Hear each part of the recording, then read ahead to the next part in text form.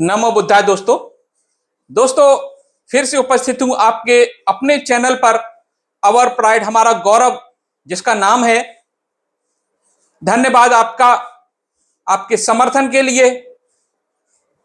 दोस्तों, आज हम बात करेंगे उस सच पर जो आमतौर पर छुपाया गया। वैदिक युग, स्थानीय संस्कृतियों और भारत की मूल सभ्यता के बीच हुए घालमेल को समझेंगे। क्या भारत में पहले से एक विकसित संस्कृति थी या बाद में आई मान्यताओं के हिसाब से इतिहास को नया मोड़ दिया गया? आइए साक्ष्यों और तर्कों के आधार पर जानते हैं आपके अपने चैनल अवर प्राइड हमारा गौरव पर। दोस्तों, आज भारत में धार्मिक और सांस्कृतिक परिवेश के संदर्भ में बहुत ही विचित्र परिस्थिति उत्पन्न हो गई है।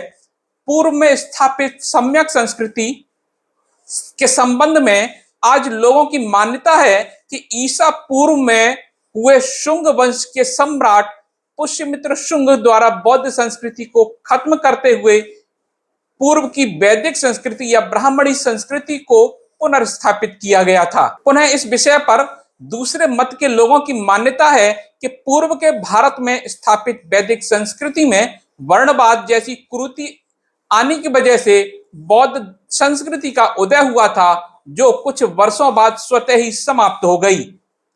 जबकि वैदिक मान्यता से प्रभावित लोगों की मान्यता है कि भारत में बौद्ध संस्कृति में आई विकृति की वजह से बौद्ध संस्कृति स्वतः समाप्त हो गई और पूर्व की वैदिक संस्कृति पुनः स्थापित हो गई, क्योंकि भारत में वैदिक संस्कृति ही सबसे पुरानी संस्कृति है।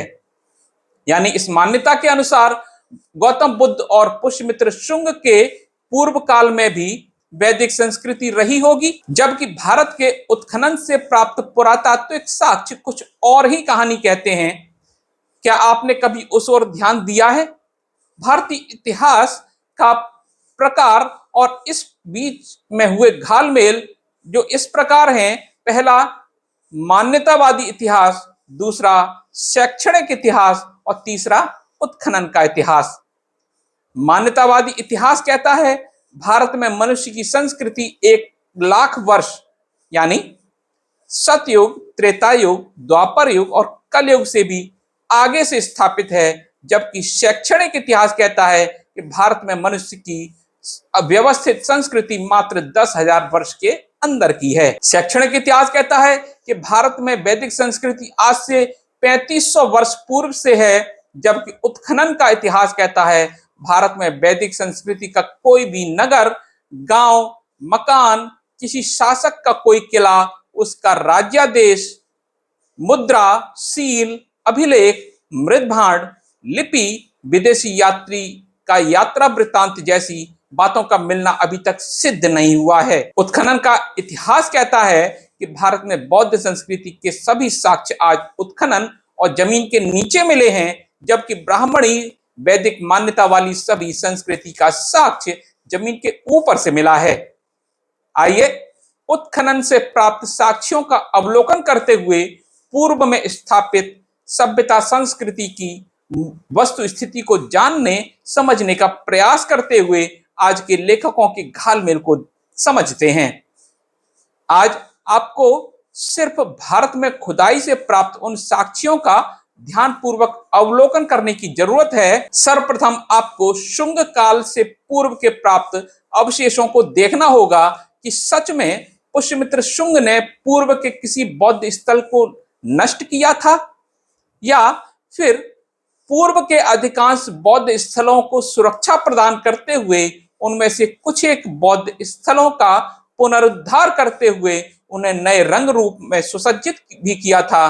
दूसरा, उसने सत्ता और राजनीतिक मजबूरी के चलते पक्ष विपक्ष में रहे किन्हीं खास लोगों की हत्या की थी, या समूचे भारत में रह रहे बौद्ध मतावलंबियों की भी हत्या की थी। इन सभी बातों के बाद दूसरी बातों को भी बारीकी से ध्यान देना होगा कि क्या वास्तव में गौतम बुद्ध से पहले भी वर्णाश्रम पर आधारित समाज का साक्ष्य मिलता है, या यह वर्णागत समाज सिर्फ कपोल कल्पित है।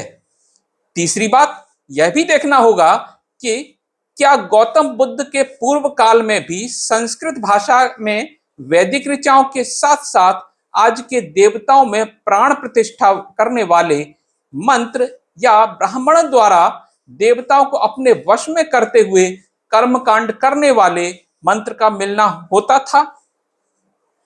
या फिर कहीं ऐसा तो नहीं है कि सिर्फ आज की कपोल कल्पना द्वारा रचित मंत्र का नाम देते हुए ठगी करने की भाषा है? चौथी बात यह भी प्रमुखता से देखना होगा कि क्या वैदिक सभ्यता का मूलाधार देवी देवताओं की मूर्तियां हैं? अगर देवी देवता की मूर्तियां हैं तो क्या ये सभी देवी देवता की मूर्तियां ईसा पूर्व के भारत में भी मिलती थीं? अगर नहीं मिलती थीं तो इन सभी का बनना कब और किस आधार पर शुरू हुआ? आज का प्रमाण तो इन सभी मूर्तियों का निर्माण ब्रिटिश भारत के समय स्थापित गीता प्रेस में कार्यरत चित्रकारों की कल्पना की बुनियाद पर प्रमाणित होता है। अगर इस बात पर किसी को आपत्ति है तो गीता प्रेस की स्थापना से पूर्व वैदिक पात्रों का चित्र दिखाया जाए। पांचवी बात कुरीति से संबंधित है। इसमें एक प्रश्न उठता है कि वैदिक ब्राह्मणी परंपरा में देवदासी प्रथा, सती प्रथा, हरिबोल प्रथा, नर बलि प्रथा, पशु बलि प्रथा, नियोग प्रथा, कन्या शुद्धि प्रथा जैसी अनेक कुरीतियां होने के बाद भी यह वैदिक ब्राह्मणी संस्कृति खत्म नहीं हुई। लेकिन आज के कुछ तथाकथित विद्वान पंडित लोग पूर्व की बौद्धिक यानी बौद्ध परंपरा का खात्मा का कारण अज्ञात कुरीतियों को बताते नहीं थकते हैं। आखिर ऐसी दो रंगी सोच क्यों? जब तक इन सभी बिंदुओं पर सूक्ष्म दृष्टिकोण को रखते हुए साक्ष्य परक विश्लेषण नहीं करेंगे तब तक किसी के पक्ष में कुछ भी कहना अपनी मनोनुकूलता के अनुसार तारतम्य बैठाने के समान समझा जाएगा। आइए भारत में उत्खनन से प्राप्त साक्ष्यों के आधार पर प्रथम ज्ञात सभ्यता काल की संस्कृति के आज से लेकर आज तक की दिख रही संस्कृति पर नजर डालते हैं। लेकिन इस उत्खनन युक्त साक्ष्य का अवलोकन करने से पूर्व अगर किसी उदाहरण के द्वारा किसी सभ्यता और संस्कृति का खात्मा या रूपांतरण होने वाली घटना के घालमेल को समझने के लिए उद्धृत किया जाए तो शायद इस कल्पित कहानी को समझने में काफी सहायता मिलेगी, क्योंकि कभी कभी कोई बात उदाहरण से बिल्कुल स्पष्ट हो जाती है। आइए साक्ष्य से पूर्व कुछ घालमेल वाले उदाहरण को देखते हैं। बौद्ध संस्कृति या वैदिक संस्कृति का खात्मा रूपांतरण को समझने के लिए उदाहरण स्वरूप किसी नदी का खात्मा या रूपांतरण को लेकर समझने की कोशिश करते हैं। किसी भी नदी के उद्गम स्थल से लेकर उसके सागर तक के मिलने वाले नामों और प्रक्रिया पर गौर करें, फिर आप नदी के जैसे इस संस्कृति को भी समझ जाएंगे कि किसी संस्कृति का खात्मा या रूपांतरण कैसे होता है या उसके अंदर तथाकथित धूर्तों द्वारा घालमेल कैसे किया जाता है। भारत की सबसे प्रमुख नदी गंगा है, लेकिन जब यह नदी हिमालय पहाड़ में प्राकृतिक रूप से हिमखंड से निकलती है तो इस नदी का नाम गंगोत्री होता है।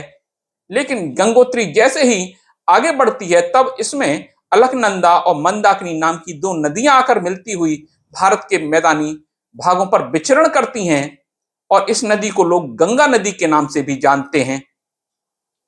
यानी गंगा की अपनी कोई स्वतंत्र उद्गम स्थल ही नहीं है। यही गंगा नदी जब मैदानी भागों को चीरते हुए बंगाल की खाड़ी में गिरने को बेचैन होती है तो पश्चिम बंगाल और बांग्लादेश में यह गंगा नदी अपने गंगा नाम रूपी अस्तित्व को समाप्त करते हुए हुगली और पद्मा के नाम से परिवर्तित होकर समुद्र में मिलती है। अब आपको देखना होगा कि हुगली और पद्मा नदी का अपना कोई वजूद बंगाल, आज का पश्चिमी बंगाल और पूर्वी बांग्लादेश से पूर्व में भी किसी राज्यों में है या यह नदी किसी नदी का बदला हुआ नाम है। उसी प्रकार आपको पुनः देखना होगा मैदानी भागों से गुजरने वाली गंगा का अपना कोई जल स्रोत यानी अपने नाम पर उद्गम नदी है या यह भी पूर्व में किसी उद्गम नदी का परिवर्तित नाम है। आगे आपको उस गंगोत्री नदी को भी देखना होगा, यह भी स्वतः निकलने वाली जल स्रोत धारा है या यह भी किसी के सहारे पैदा होने वाली जल धारा है।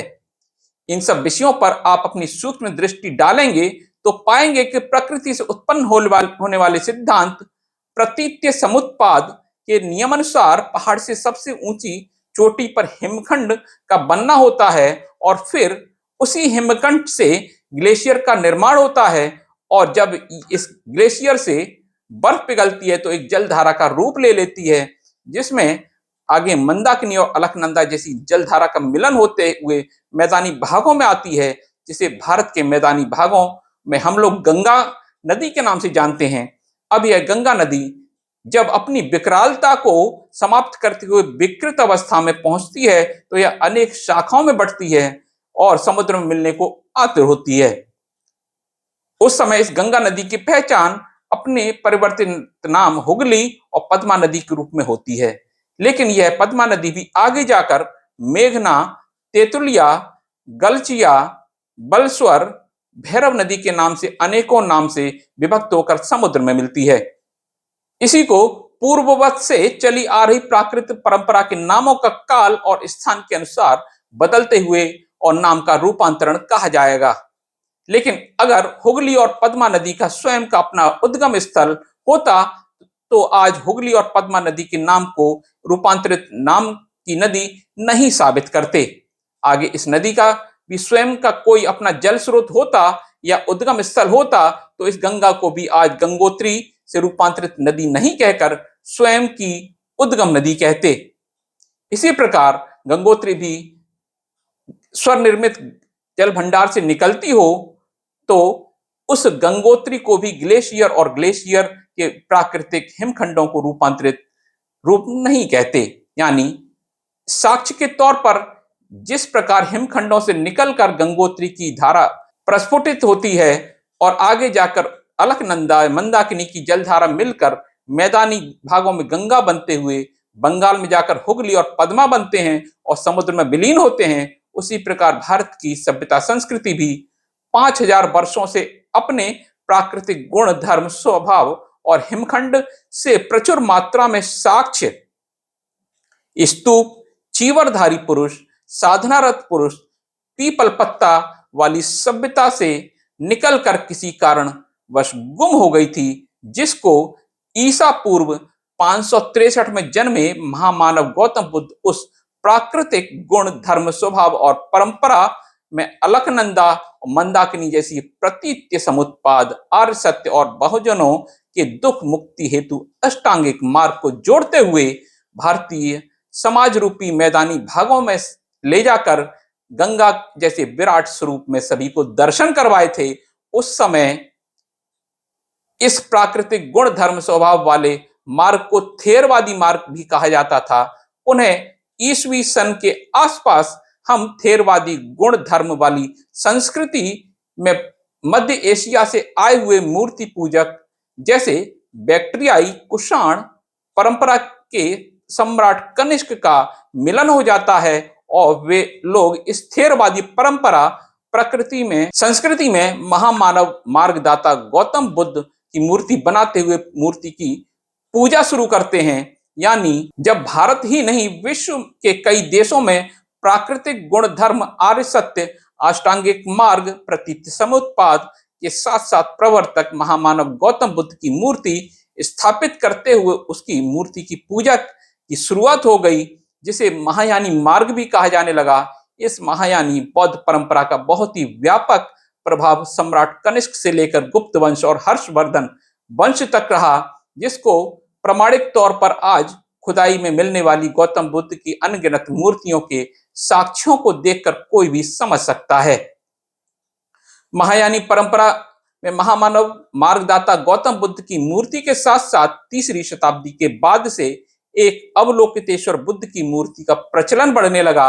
उसी अवलोकितेश्वर बुद्ध की विभिन्न मुद्राओं में मूर्तियों के चलते 700 ईस्वी के बाद से इस महायानी परंपरा का रूपांतरण क्रमशः वज्रयानी, तंत्रयानी, शाक्त पंथ, शैव पंथ, वैष्णव पंथ जैसी अनेक शाखाओं में होने लगा। अवलोकितेश्वर बुद्ध की मूर्ति को आप देख सकते हैं, जो आज समुद्र में मिलने को व्याकुल हुगली और पद्मा जैसी नदियों के सदृश मार्गदाता गौतम बुद्ध की मूर्ति का रूपांतरण करते हुए अंतिम कगार पर खड़ा है। वह दिन दूर नहीं जिस प्रकार गंगा में विकृत होकर कई नामों से निकलने वाली हुगली और पद्मा नदी समुद्र में विलुप्त होते हुए प्रतीत्य समुत्पाद के सिद्धांत पर वर्षा द्वारा पुनः हिमखंड में परिवर्तित होकर शुद्ध होती है, उसी प्रकार आज की पाखंड और अंधविश्वास से युक्त शैव पंथ, शाक्त पंथ, आर्य समाज पंथ, वैष्णव पंथ, गायत्री पंथ वाली सभ्यता संस्कृति भी पुनः प्रतीत्य समुत्पाद के नियम के प्राकृतिक गुण स्वभाव को जन्म देते हुए पुराने कुदरत के कानून में बदलने को व्याकुल है। इस उदाहरण से कोई अगर विचलित हुआ है तो आप हुगली और पद्मा जैसे साक्ष्यों द्वारा सत्यापित करें कि आज की ब्राह्मणी परंपरा यानी शैव पंथ, वैष्णव पंथ, शाक्त पंथ, लिंगायत पंथ, रामानंद पंथ, कबीर पंथ, तुलसी पंथ, आर्य समाज पंथ और गायत्री पंथ आदि, जिसे लोग आज वैदिक परंपरा भी कहते हैं, क्या उसका कोई उद्गम स्थल है, ये बता सकता है? मैं आप सभी का ध्यान इस बात पर आकृष्ट करना चाहूंगा कि वैदिक परंपरा का मूल आधार वेद है और वेद का मूल आधार वैदिक ऋचाएं हैं और उन वैदिक ऋचाओं का मूल आधार संस्कृत है। यानी संस्कृत भाषा उस वैदिक सभ्यता की मूल है, क्योंकि बगैर संस्कृत के वैदिक ऋचाओं का बनना नामुमकिन है और बगैर ऋचाओं के वेद ग्रंथ, श्रुत या लिपिबद्ध का बनना नामुमकिन है। फिर आपको बताना होगा कि संस्कृत और वेद की उत्पत्ति एक साथ क्यों नहीं हुई, फिर उस संस्कृत के बिना वेद की ऋचाओं का निर्माण कब और कैसे होगा, अगर ऋचाएं बनी होंगी तो उसका साक्ष्य भी होगा या फिर यह सिर्फ कपोल कल्पित कल्पना की उपज है। यदि इस वेद का कुछ साक्ष्य और प्रमाण है तो जरूर दिखाएं। दूसरा, अगर वेद का मूलाधार वर्ण है तो उस वैदिक सभ्यता की सामाजिक व्यवस्था भी वर्णागत रही होगी। अतएव आप सभी को साक्ष्य के रूप में उस समय के वर्णागत समाज को भी दिखाना होगा। भारत में ब्राह्मण, क्षत्रिय, वैश्य, शूद्र का लिखित साक्ष्य किस सम्राट के अभिलेख से शुरू होता है, यह भी बताएं, क्योंकि अभी तक जितने भी सम्राटों के अभिलेख को पढ़ा गया है उनमें हर सम्राट ने अपने को सिर्फ वंश से जोड़ कर रखा है या लिखा है, लेकिन किसी ने भी अपने को किसी जाति या वर्ण से जोड़कर क्यों नहीं लिखा, जबकि वेद और वैदिक काल कहता है कि यह समाज वर्णागत था और ब्राह्मण क्षत्रिय के अलावा कोई भी शासक नहीं बन सकता था। दोस्तों, जो विषय मैंने शुरू किया है ये काफी विस्तृत विषय है और जब तक इसको विस्तार से नहीं समझा जाएगा, ये नहीं समझ में आएगा, तो हम ये वीडियो ज्यादा लंबा होने के कारण आप भी परेशान होंगे, आप भी बोर होंगे। इसलिए मैंने सोचा कि इस वीडियो को 2 भागों में बनाया जाए। तो इस भाग को हम यहीं समाप्त करके इससे आगे की चर्चा हम दूसरे भाग में करेंगे। दोस्तों, ये वीडियो कैसा लगा आपको अवश्य समझाइएगा, अवश्य बताइएगा मुझे अपने कमेंट्स के माध्यम से। और इसी प्रकार के अन्य वीडियो के लिए आप जुड़े रहिए हमारे चैनल अवर प्राइड हमारा गौरव से। आप हमारे चैनल को हाइप भी कर सकते हैं, लाइक, सब्सक्राइब और शेयर भी जरूर करें। आप चाहें तो इसकी मेंबरशिप भी ले सकते हैं, जिससे हमको आर्थिक सहायता मिल सकती है और इसी प्रकार से हमें प्रोत्साहन भी मिलेगा आगे वीडियो बनाने के लिए। मिलता हूं इसके दूसरे भाग में, तब तक के लिए नमो बुद्धाय।